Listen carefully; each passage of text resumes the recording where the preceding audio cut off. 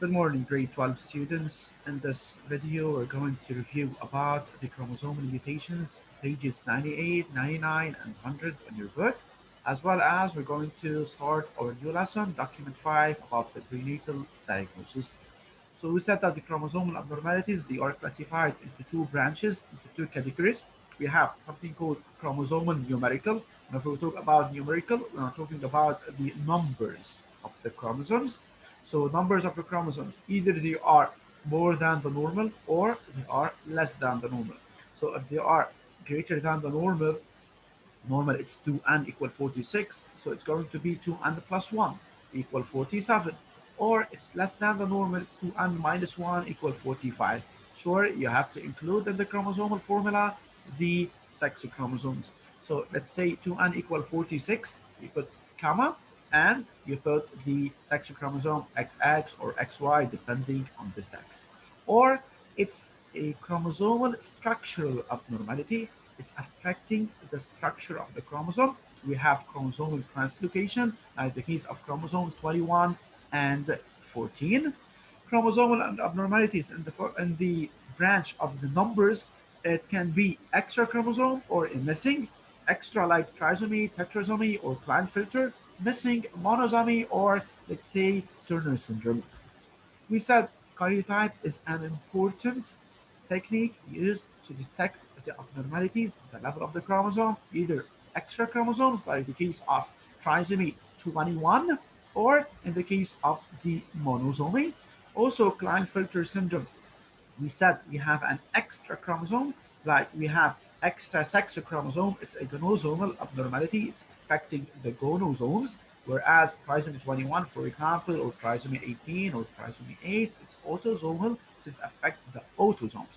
Here you have to know that the sex chromosomes XXY, whenever we have Y, definitely this individual is a male.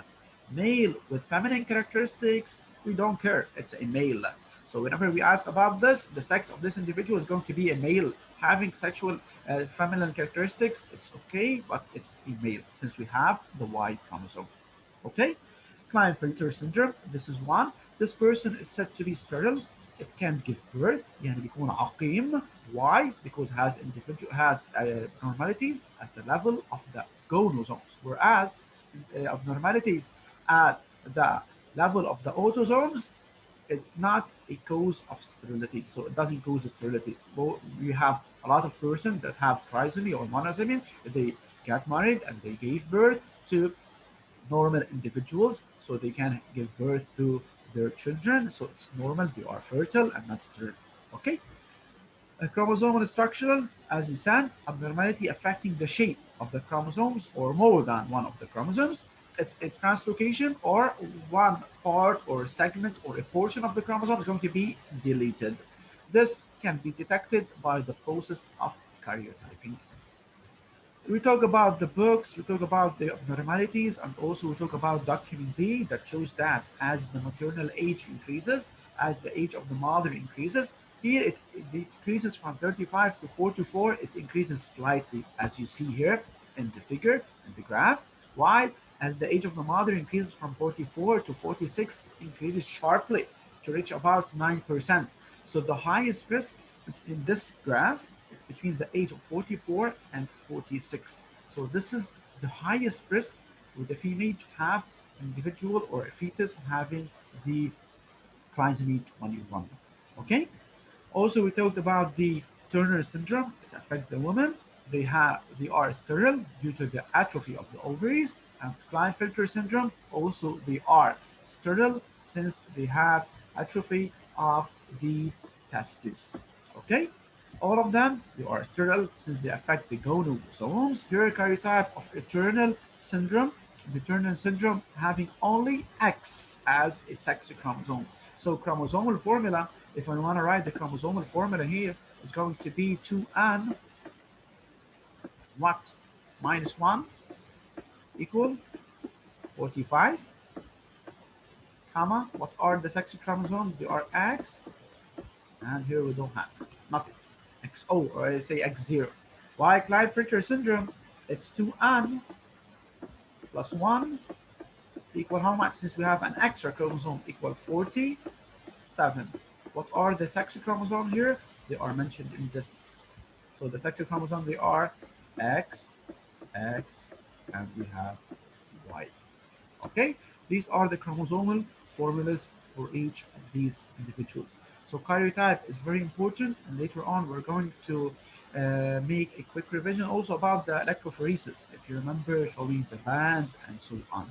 Okay, so here let's move now to talking about the causes of the abnormality. We said the causes of the abnormalities, they are mainly during errors on meiosis process, either in the reduction and division, non-disjunction, they don't separate, or during non-disjunction at the second equational division. Since, as you know, meiosis is divided into two divisions. First division, division one, is called the first division is called the reductional, where the number is reduced. Equational, all the daughter cells, they are equal. Mainly the abnormalities in the chromosome number, it's due to errors during the meiosis process, during the formation of gametes. This process, formation of gametes, we call it gametogenesis. Okay? Either this process will lead to three copies of the same chromosome, we call this trisomy, trisomy 18, trisomy 21, trisomy 8, whatever, or a single copy, one copy of this chromosome, so a missing copy, so it's called monosomy. Also, abnormalities affecting the structure. We gave an example about cri du chat. Cri du chat, he crying, cat cry syndrome. It's emitting the sound of cat mewing, like a baby emits a sound like cat mewing. This affects the chromosome per number 5, where a portion of the chromosome, it was deleted here. So deletion of the portion or a segment of the chromosome, thus affecting the structure and leading to the cri du chat, cat cry syndrome. This is a genetic disease.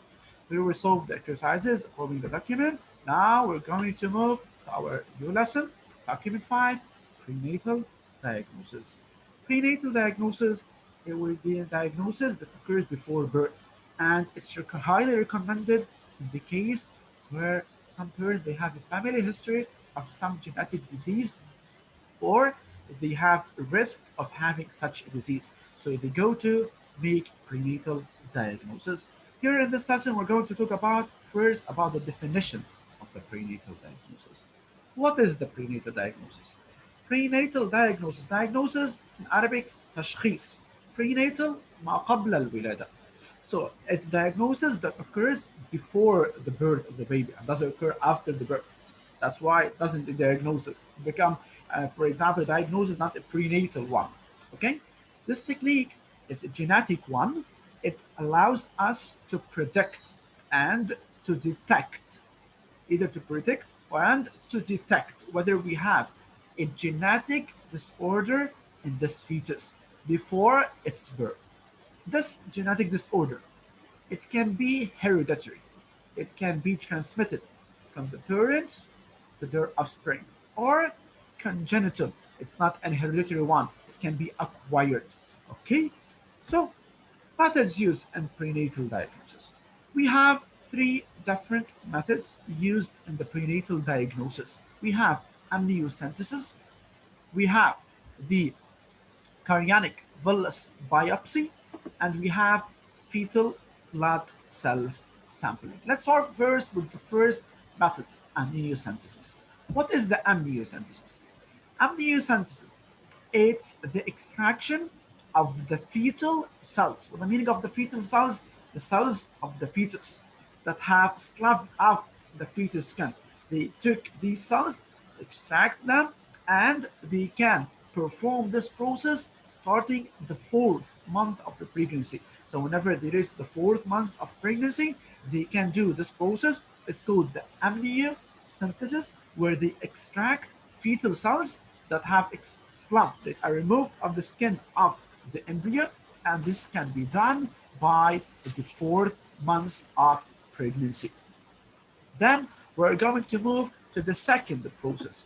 Second process, it's called the chorionic villus biopsy. Chorionic villus biopsy, it represents the extraction of the fetal cells from the chorionic membrane of the placenta. Here is the placenta.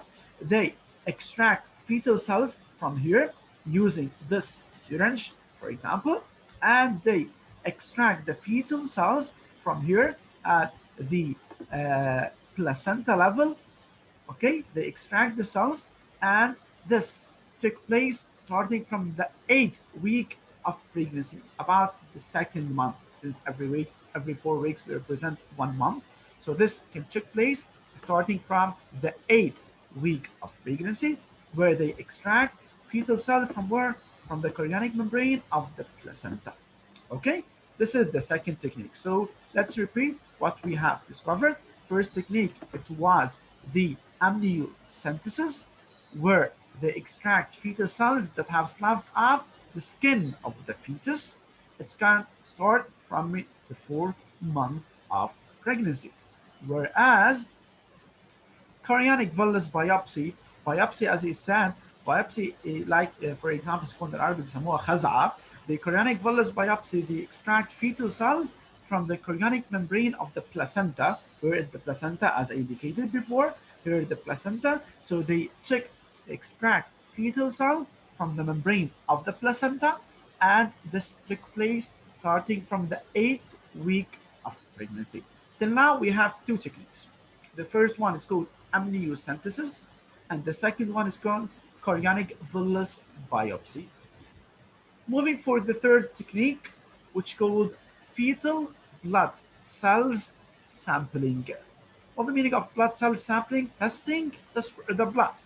So insertion of a syringe, as shown in this figure, they insert a syringe into the blood vessels of the umbilical cord. Here is the umbilical cord, حبل السري in Arabic. So this is the umbilical cord. What do? They insert a syringe, little ebre, insert in the blood vessels of the umbilical cord, and they get blood cells. This can be performed starting from the 20th week of pregnancy, in approximately about 5 months. Okay, so this is called FBS. FBS is fetal blood sampling. So till now, we have three methods that are used in the diagnosis of the embryo. First method is called amniocentesis. Okay. Second, it's called chorionic villus biopsy. And third technique is called the fetal blood cells sampling. These notes, you have to know them, and you have to know what happens in each of these techniques. Maybe I'm going to ask you, list them and tell me what happened in each of them. So you have to be ready for such a question. Okay? Now we're going to move to analysis of the fetal cells. Analysis, one of these is called the karyotype analysis. Karyotype analysis, this will allow to detect the abnormalities at the level of the chromosomes. If I told you, Hassan, this karyotype shown in this slide is coding for a normal individual or an affected or an individual having chromosomal abnormality. If yes, why? If it's affected, it's why, or it has abnormality, why? And if it's normal, you have to say why also. Yes, Hassan. Hassan, what from?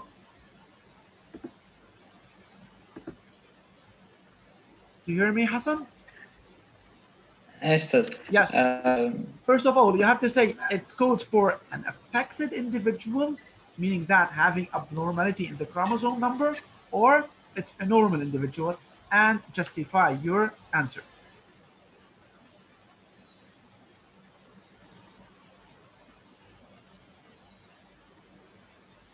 Affected. Affected? Yes? Why? Yes. Why? Justify your answer. Since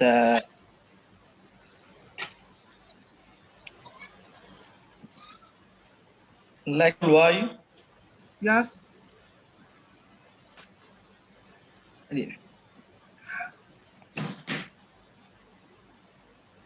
Affected, you said. Hassan said affected. What do you think, Badia? It's normal or affected individual? I think it's normal. Normal, why? Since they have the normal sets of chromosomes, 20 equal For example, 46. if I told you how many pairs do we have? Pay attention to the question. How many pairs? 23. 23 pairs. All of them, they are normal? Yes. Normal number? Yes. They all Okay, have so it corresponds for a normal or affected individual? normal. If Normal. it's Okay, normal. Samar, what do you think? Thank you, Badia. What do you think, Yes. Samar? This goes for a normal individual or an affected one?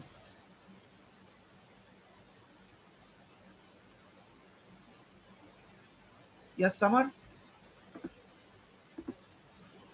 Samar is not here. Okay, let's move now for Rama. Rama, what do you think?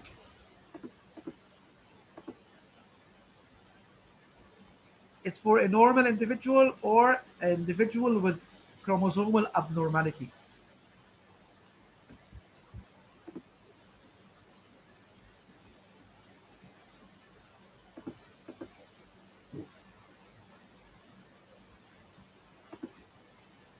Rama is going to be silent mode. Normal. Thank you. Thank you. Let's move now to Dana. What do you think? Normal or affected? Normal, Why? because they are in decreasing order. Decreasing order. All of the karyotypes, they are arranged in decreasing order, and the position of the centromere and the banding pattern. But I'm talking about the number. Is the number normal or abnormal? Do you have an extra chromosome or a missing chromosome?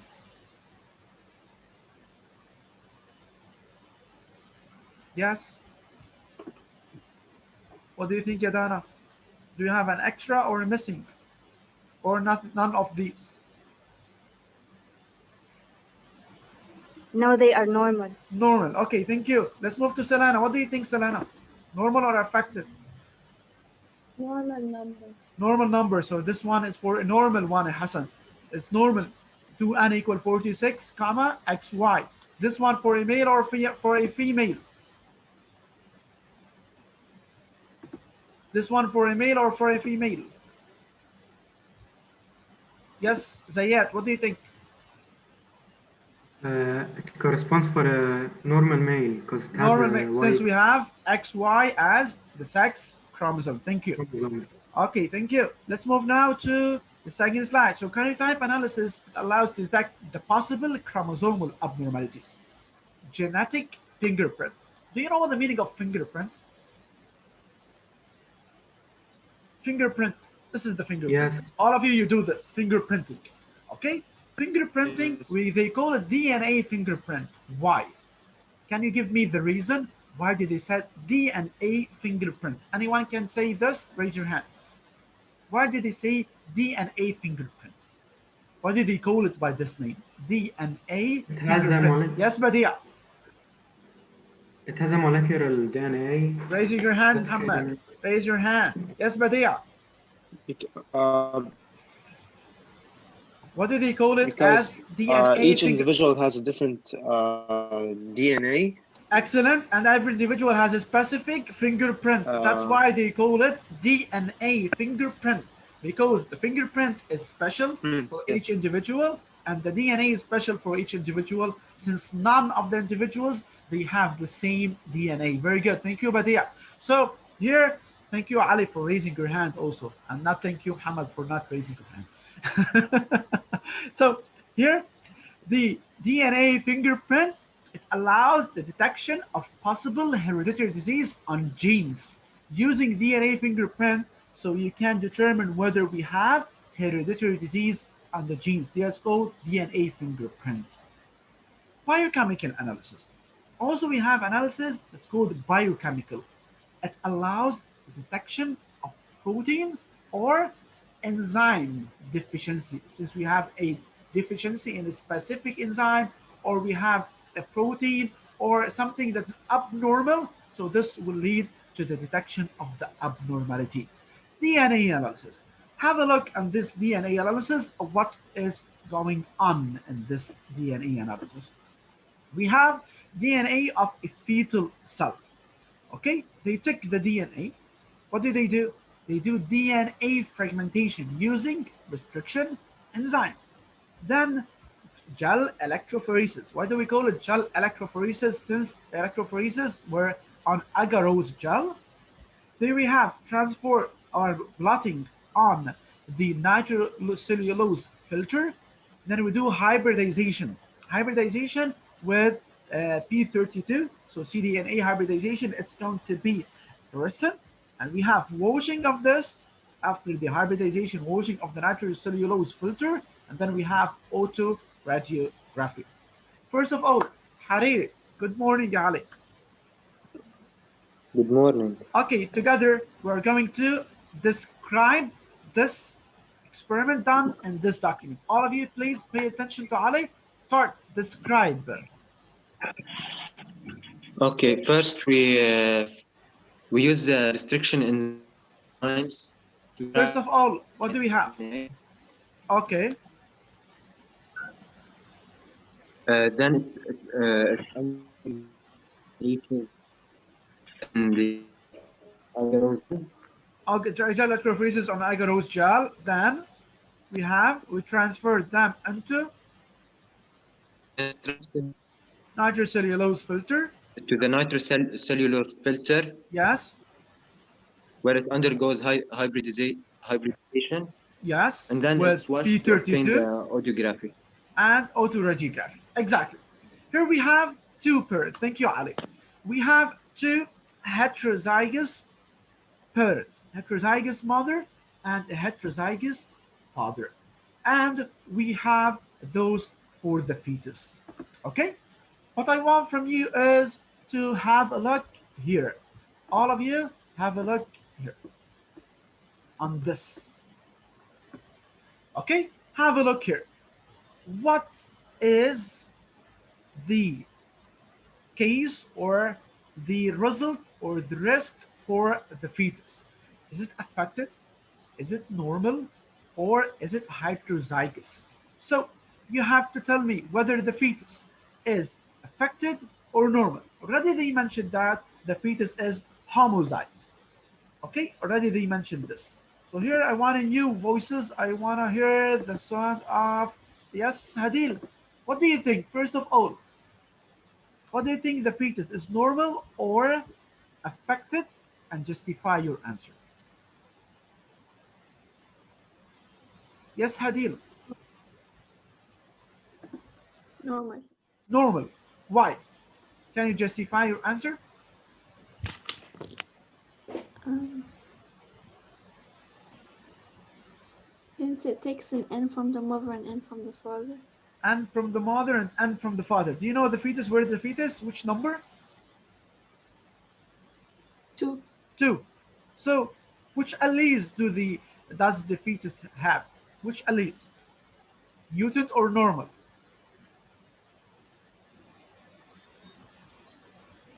Yes? Normal. Normal or mutant. Here is the allele of the mutant and this one for the normal, right? Yeah. So you think it's normal, okay? Okay, let's move for others. Let's move for Samar. Samar, the connection problem, then you go back since I asked you before, but you weren't here. Samar, what do you think? The fetus is normal or affected? Justify your answer. What do you think, Samar?